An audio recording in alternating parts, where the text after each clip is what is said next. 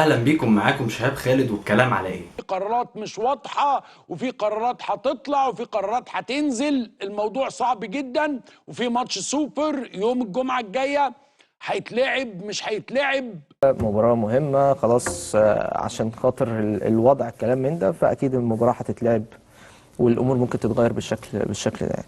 كلامنا النهارده عن انسحاب الزمالك قصاد الاهلي في بطولة السوبر المصري، الماتش اللي كان هيبقى بتاريخ 5/5 يوم الجمعة الجاية ان شاء الله. بس الزمالك قرر الانسحاب عنه يوم 1/5 بتاريخ 2023، امبارح يوم الاثنين، لاسباب واضحة وصريحة. السبب الاولاني هو حيازة اتحاد الكورة للنادي الاهلي، والقصة بادئة من ساعة عدم قيد صفقات الزمالك، اللي بصراحة أول مرة أشوفها إن اللعيبة بتتأيد بعد ما الانتقالات الشتوية خلصت.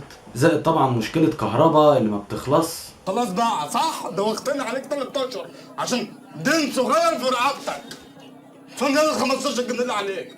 لكن أرجع وأقول لك إن الزمالك انسحب خلاص، بس من وجهة نظري أنا معرفش هو الانسحاب ده الزمالك هيفضل مكمل فيه ولا لأ، ويوم الجمعة مش بعيد وهنشوف. بس أنا شايف إن ممكن الزمالك يرجع في قراره.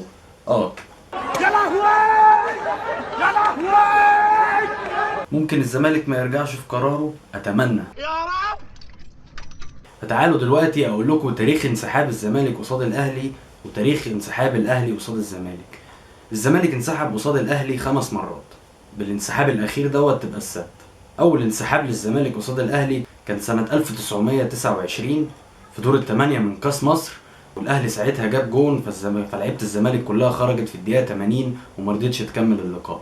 تاني انسحاب كان سنه 1948، وكان ساعتها ماتش في الدوري، بس الزمالك قرر ان هو ينسحب عنه وما يلعبوش، وكان وقتها الدوري محسوم للاهلي. عشان يكررها تاني سنة 1996، بس المرة دي كان الأهلي جاب الجون التاني، بالتحديد اللاعب حسام حسن، كان في بطولة الدوري، وكانت الدقيقة 85 اعتراضا على الحكم، وساعتها اللعيبة كلها خرجت وما كملتش الماتش. رابع انسحاب معانا كان سنة 98، واللعيبة ساعتها بتاعت الزمالك خرجت من ماتش كان في بطولة الدوري بعد الدقيقة الرابعة، بعد ما الحكم الفرنسي اطرد اللاعب مارك باتا بعد تدخل عنيف على ابراهام حسن. كان ساعتها الحكم اداله طرد، فاللعيبة حست ان القرار دوت قرار جامد شوية ان هو ياخد طرد في اول الماتش، فخرجوا من الماتش. وخامس انسحاب معانا كان سنة 2020، طبعا اكيد كلنا فاكرينها، ساعة مشكلة الاتوبيس اللي عطل، ولعيبة الاهلي كانت ساعتها لوحدها في الملعب. الحكم استنى 5 دقايق وبعد كده قال الماتش خلص بنتيجة 3-0 بسبب انسحاب الزمالك من المباراة. طيب ده تاريخ الزمالك في الانسحاب قصاد الاهلي. تعالى بقى اجيلكم من انسحاب الاهلي قصاد الزمالك. يلا بينا يا عم على النقل. اول مرة كانت سنة 1941، كان في الدوري في الدور الثاني، وبسبب ان اللقب كان محسوم للزمالك ساعتها فالاهلي ما راحش الماتش. تاني مرة كانت سنة 1966، اللعيبة ساعتها خرجت دقيقة 69 اعتراضا على الهدف الثاني للزمالك، وكان على رأسهم حارس المرمى الأهلاوي مروان كنفاني، عشان يكرر فعلته تاني سنة 1972 وينسحب الأهلي للمرة الثالثة. كان ماتش في الدوري في الدقيقة 65 اعتراضا برضو بعد تسجيل ضربة جزاء للزمالك. ورابع مرة معانا كانت سنة 2001، انسحب الأهلي قصاد الزمالك في بطولة السوبر. والمرة الخامسة بس دي تعتبر بماتشين البطولة العربية، كان سنة 2004. اعترضت ساعتها إدارة النادي الأهلي على إنهم يكملوا في البطولة العربية، وكان بسبب عدم قيد الصفقات، بالرغم من إن هم لعبوا أول ماتش هنا قصاد الهلال السعودي والماتش خلص تعادل. كان في نفس المجموعة دي معاهم الزمالك، يبقى كده انسحبوا من ماتشين قصاد الزمالك. كرات حمراء وكرات بيضاء، يعني اهلي وزمالك. مصر تحيا مصر بجد من قلوبنا. طيب ده تاريخ الانسحاب بين الاهلي والزمالك قصاد بعض. الانسحاب الاخير او الاعتذار الاخير للزمالك عن لعب الماتش، وبالمناسبه في فرق بين الاعتذار والانسحاب. الانسحاب دوت لازم يكون في وسط الماتش، او يبقى الوقت بتاع الماتش بدأ وفي لعيبه من فرقه الاهلي موجوده واللعيبه التانية مش موجودين، هنا بيسمى انسحاب ساعه ما الاتوبيس عطل. لكن لو قبل الماتش بيوم والزمالك اعتذر او الاهلي اعتذر عن سبب ايا كان السبب، فهنا بيبقى اسمه اعتذار مش انسحاب. والفرق بينهم ايه؟ ان ده ليه عقوبه وده ليه عقوبه. بس المصطلح ده اتسمع مؤخرا لما الاهلي اعتذر عن بطوله كاس الرابطه السنه دي، وساعتها قالوا لا الاهلي اعتذر مش انسحب، فالزمالك المره دي هو كمان بيعتذر. طب سبب اعتذار الزمالك ايه؟ الرأي الشائع طبعا والمعروف هو اللاعب كهربا.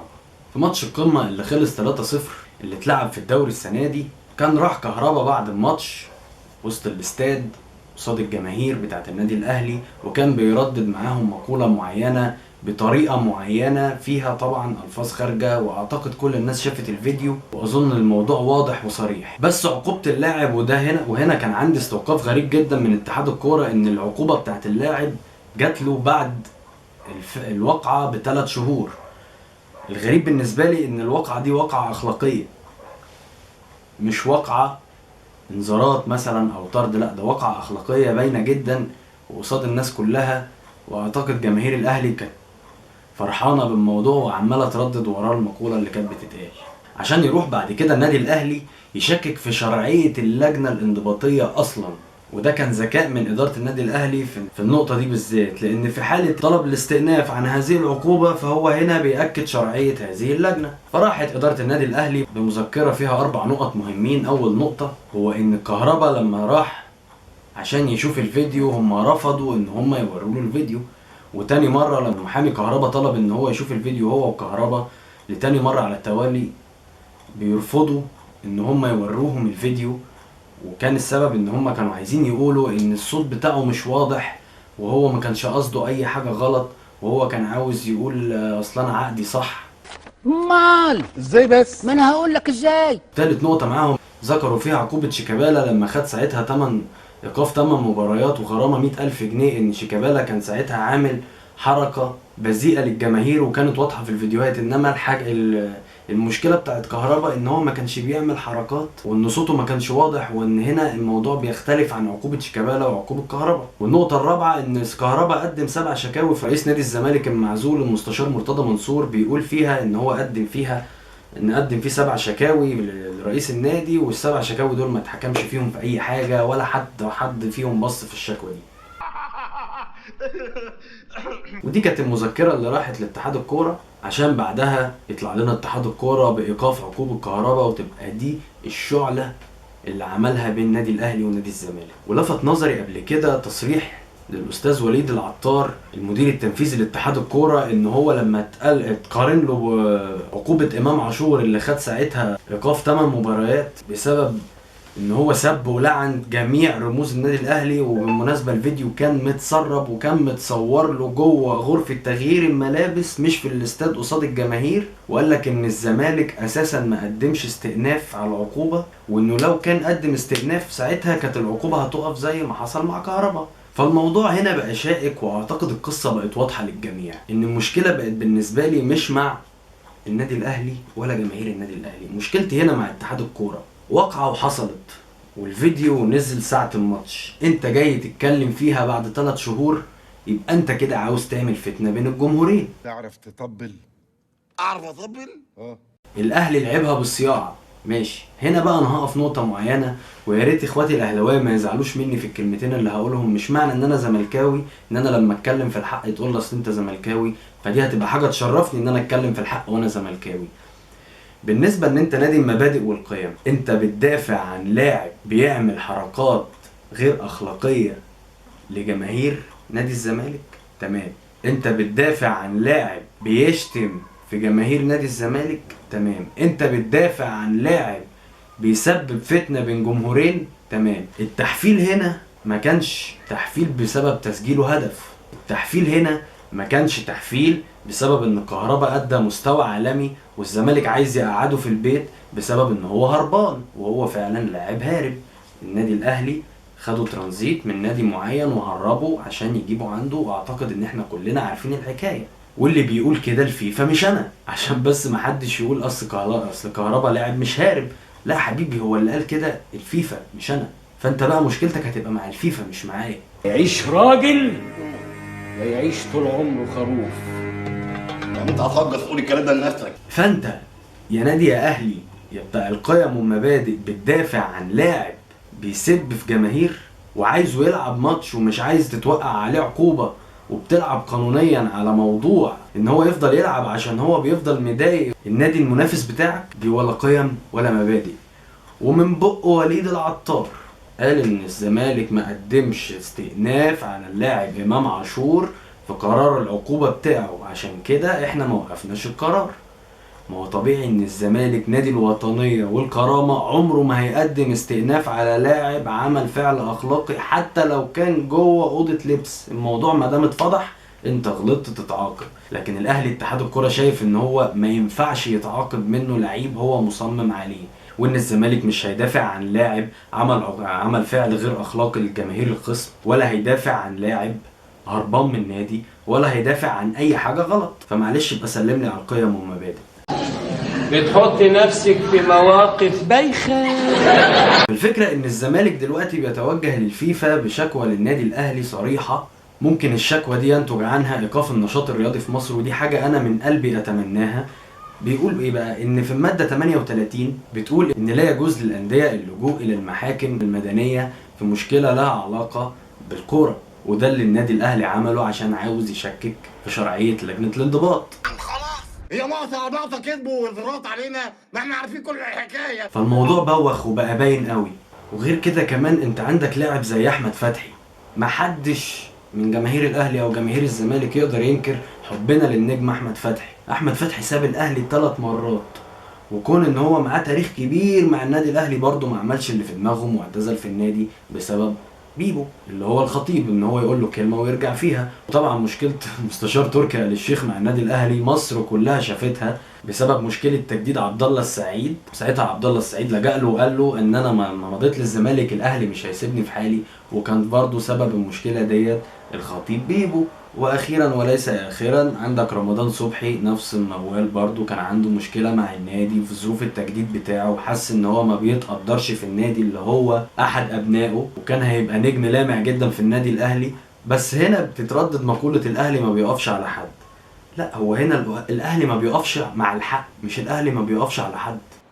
انا حزنان ليه بس بعد الشر يا ريس؟ حزنان ليه؟ بس انا لفت نظري يوم 30 ابريل اللي فات دوت موقف كده حصل في الدوري السعودي. لاعب اتحاد جدة تف على لاعب زميله في الملعب، واعتبروها في لجنة الانضباط والاخلاق في السعودية ان هو تصرف غير اخلاقي، وفي ساعتها اتوقف 6 ماتشات وغرامة 60,000 ريال.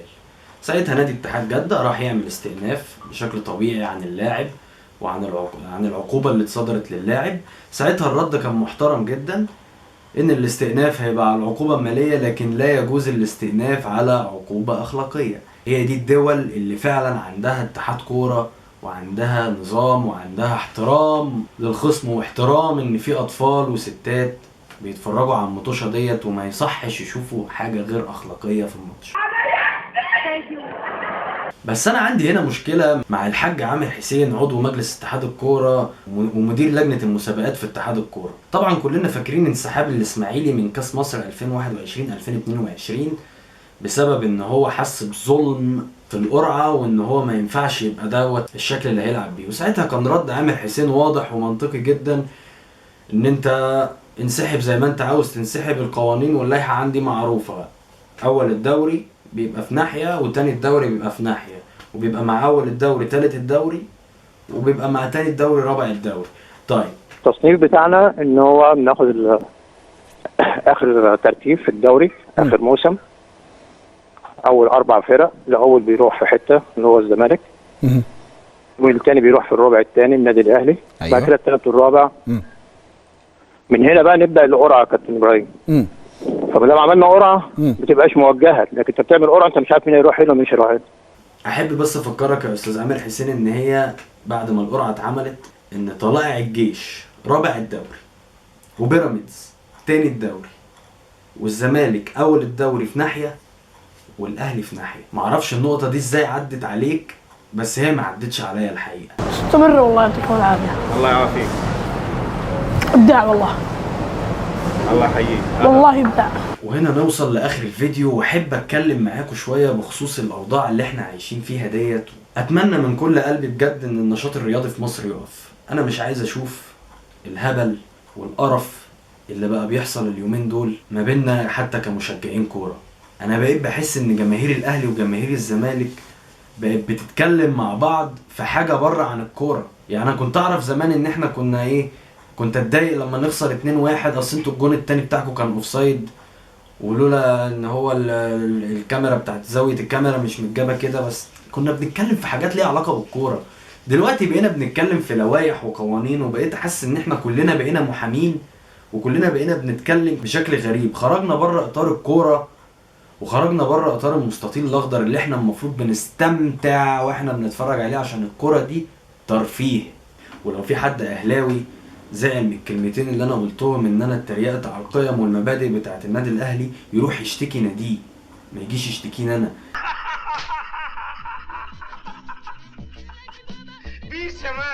ناديك هو اللي عمل الحركات دي، ناديك هو اللي دافع عن لاعب بيسب في فرقة تانية في وسط الاستاد قصاد الجماهير.